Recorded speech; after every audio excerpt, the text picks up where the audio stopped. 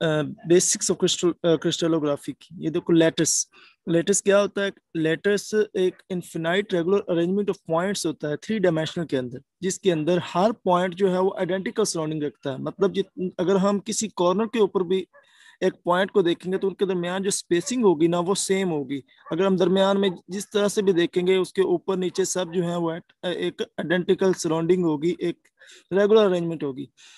Basis क्या होता है? बेसिस वो एटम्स और ग्रुप ऑफ एटम्स होते हैं जो कि लेटेस्ट पॉइंट के ऊपर हम प्लेस करते हैं, ठीक है।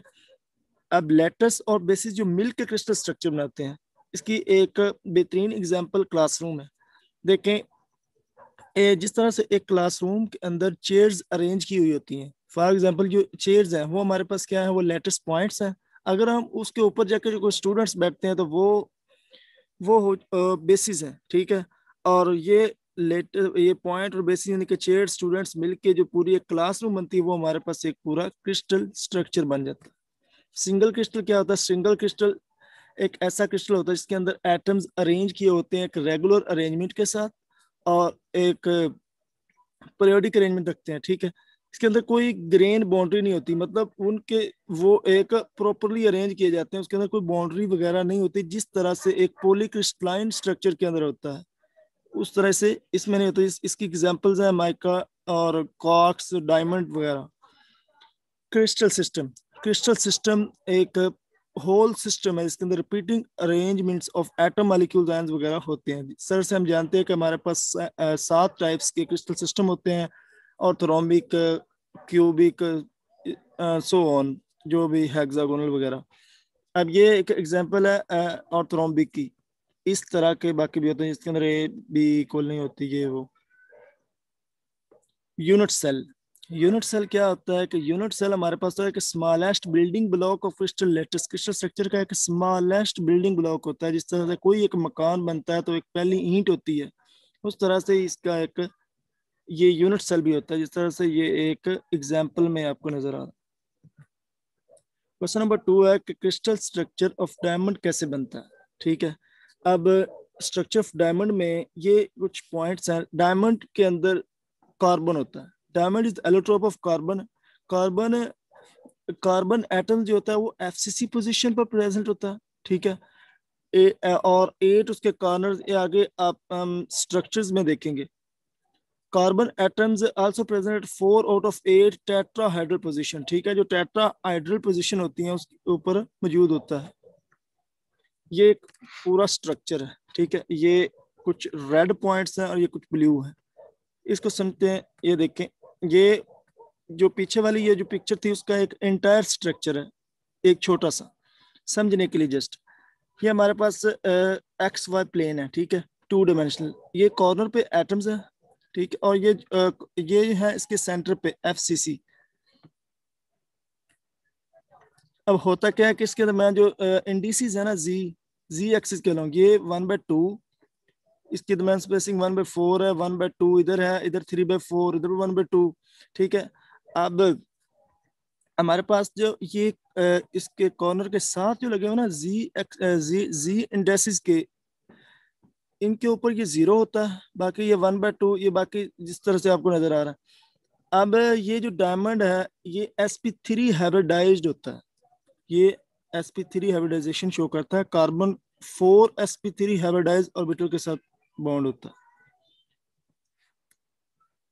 इस तरह से ये पूरा स्ट्रक्चर बन जाता है। ये देखें, ये कॉर्नर के ऊपर लगे हुए हैं एटम्स, और ये इनको आपस में हम कनेक्ट कर लेते हैं। एक एटम जो होता है ना, इसमें अरेंजमेंट इस हिसाब से होती है कि ये फर्दर 4 के साथ कनेक्ट होता है। ये देखें, एक ये रेड वाला ये आगे इसके साथ है, इसके साथ भी है, इसके साथ और इसकी, यानी कि जितने भी ये हैं एक टेट्राहेड्रल सिमेट्री के अंदर ये फर्दर 4 के साथ कनेक्ट किए होते हैं, ठीक है।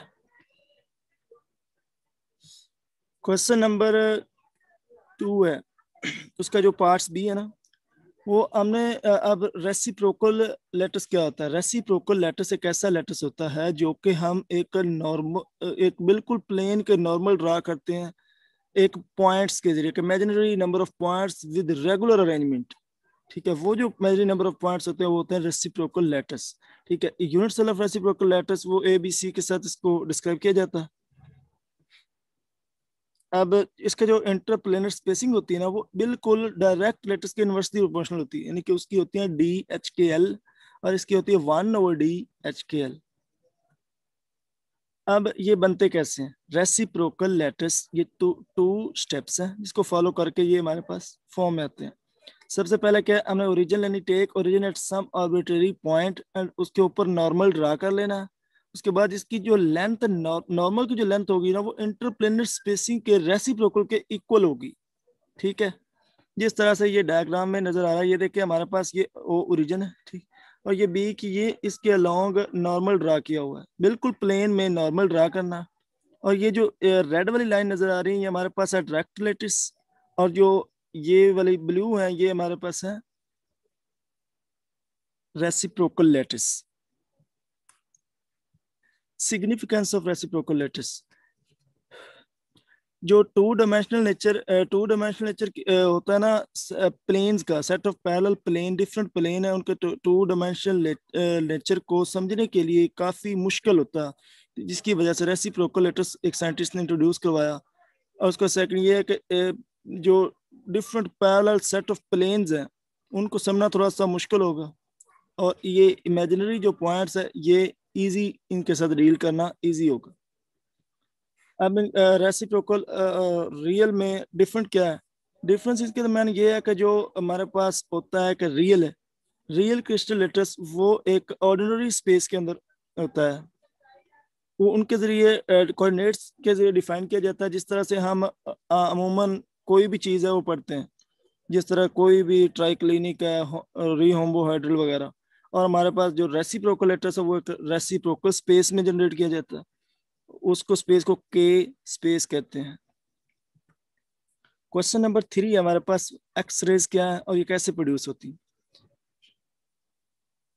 एक्सरेज जो होती हैं electromagnetic radiations that are high energetic and low wavelength. X rays electromagnetic radiations हैं जिनकी जो वेवलेंथ होती है वो नैनो रेंज में होती है। ठीक है, अब ये प्रोड्यूस कैसे की जाती है कि जब high speed electrons with sufficient kinetic energy matter, जब एक हाई स्पीड इलेक्ट्रॉन टारगेट के ऊपर स्ट्राइक करता है तभी एक्सरेज प्रोड्यूस होती हैं। एक्सरेज जो होती हैं वो इनविजिबल होती हैं। ठीक है, और एक्स रेज की ये एक प्रॉपर्टी है कि ये एक straight line after photographic film के अंदर ट्रेवल करती है। इसकी प्रोडक्शन आप एक मजीद डायग्राम के जरिए देखते हैं कि ये देखें, अब हमारे पास ये क्या है, ये एक बैटरी है, वोल्टेज सोर्स है। ठीक है, ये एक फिलामेंट है जिसको हमने हीट करना है, ये हमारे पास टारगेट है।